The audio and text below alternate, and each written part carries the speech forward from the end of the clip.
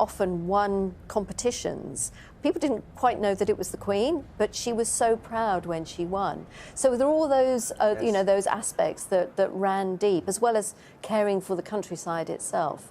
You know, she was a countrywoman at heart. And of course, she loved other things like stamp collecting, which she obviously got from her grandfather. Apparently, she loved doing jigsaws as well. I never quite saw that. But And playing Scrabble. And playing Scrabble. When she was young, she was a wonderful dancer, Yeah. according to her husband. And she could sing. She sang songs at the piano with Princess Margaret, and actually I heard her singing a bit of George Formby's When I'm Cleaning Windows, and doing an impression of her playing the banjolele. It's such a nice image. It's a lovely image. As we look, the gentleman and the a very imposing gentleman making his way, and we're just about to see him. This is the Garrison Sergeant Major, Andrew Stokes, known as Vern, who was in this studio last night talking to us. He is the man who is in charge of all the precision and arrangements for this ceremonial today. Just imagine the weight on his shoulders. He's a very modest chap, but he's a very, very meticulous worker. Look at that, isn't that magnificent? He's admiring the fact that all these plans are coming to fruition today, as they should.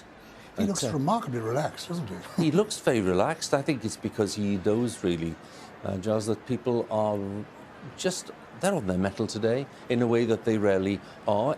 The armed forces are always clearly sharp and immaculate. Today's different.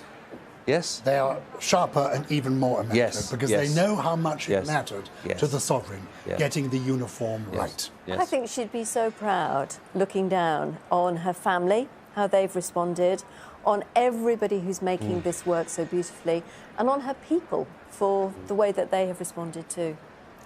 Well, as we look at the Garrison Sergeant Major just heading down the Mall with all the Union flags there, it's got to be one of the best images we've had of this past 10 days. I'm bound to ask you at this point, as well, as we see all the patriotism that is involved in that image, Charles. The distinguished historian Peter Hennessy was saying over the weekend that, in his view, the Queen's death really does represent the end, the final full stop on the post-war period. Now, that to lots of people might seem to be a rather strange thing to say, given that we are so far after the end of the Second World War.